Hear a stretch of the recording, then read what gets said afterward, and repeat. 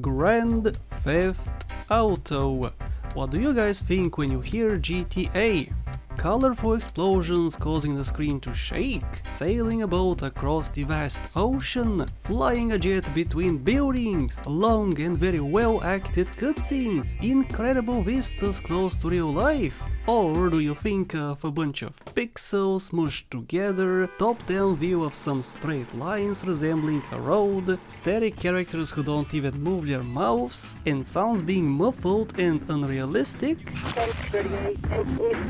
There are two types of GTA players, those who grew up with the original top-down GTAs, and those who care more about realism, movie-like performances of characters, and in general like causing mayhem on the streets of a huge continent. Well, I actually fall into a third category. My first GTA was GTA 3, so I never grew up with the classic top-down ones. I've beaten all GTA games after it, made thousands of videos of them, like guides, walkthroughs, special playthroughs and so on, but recently decided to check out what the supposedly worst GTA game ever made feels like to play. After beating it in 3 days, about 11 hours total, I can safely say that you guys are out of your mind thinking that this is a bad game. Sure, maybe a bad GTA game if you're used to the future 3D ones, but even I, a newcomer into the 2D games, enjoyed the heck out of my playthrough. 1037 in Southwest Cedar Grove.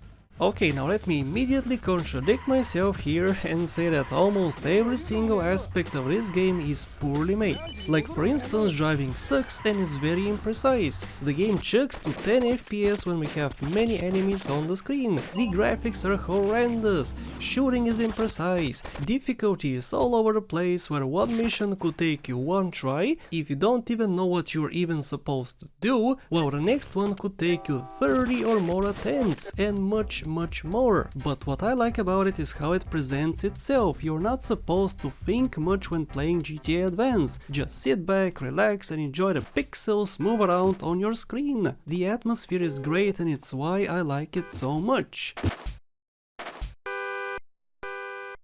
Let's begin with the story, shall we? You play as Mike, a badass dude who doesn't take no for an answer and whose mentor is a guy called Vinny. You wanna get out of the city and have a few final jobs to do with your friend and partner Vinny before you can retire for good. Well, disaster strikes very early in the game and Vinny is no more. Since you care so much about Vinny, it's your obligation to find the killer. You go from a mob boss to a mob boss, meet interesting people, some double cross you, while others help you out. Honestly, the cast of characters is very small, but we do see some very familiar faces. Here we have 8-Ball, who is as badass as ever, especially in the first missions when he starts blasting that hardcore music. Let me show you how it's done. Let me show you how it's done. We have King Courtney here too, but this time it's not just a ghost on a phone, but you can see him. We have Asuka, who is kinda horny in this game. Okay, not kinda, but all she thinks about is sex. Honestly, I don't really like this change. I mean, yeah, she was kinda horny in GTA 3 with Maria, but here she's just way over the top. She's much closer to Rainy from GTA VCS than to Asuka in GTA 3. And of course we meet some new people too. All characters, while not really fleshed out very well, do tell a good story. You learn about their gangs, which streets they control, and try to figure out their evil intentions as you do missions for them. The game expands so much of the lore of GTA 3 and LCS, and I enjoyed every second of the story. Sure, there are no voice actors, but you don't need them. The only gripe I have with the story is how voice lines are presented in the game while not in a cutscene. Here is what I mean. In a cutscene you can read the sentence, press a button and the next line appears. In game you get these subtitles on the screen. Sometimes they're huge and they disappear by themselves. I myself am a slow reader and I had to rewatch my recorded footage all the time so I can actually understand what people say. And honestly, even for a fast reader the text disappears way too fast.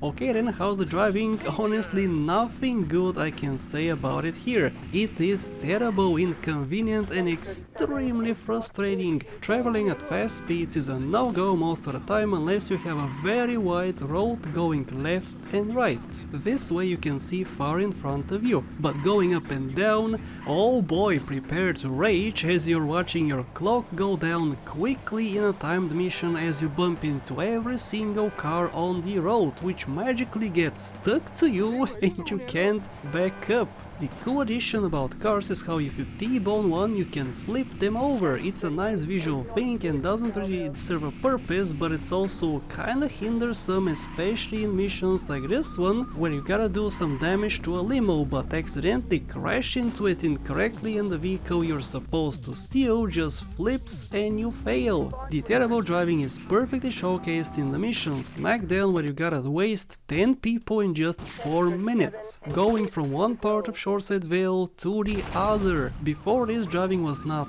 this bad, but after Smackdown, all faith in it, every praise I had for driving was just gone. Okay then, how's the shooting? After all, it's a GTA game, shooting must be amazing, right? Well, it's okay.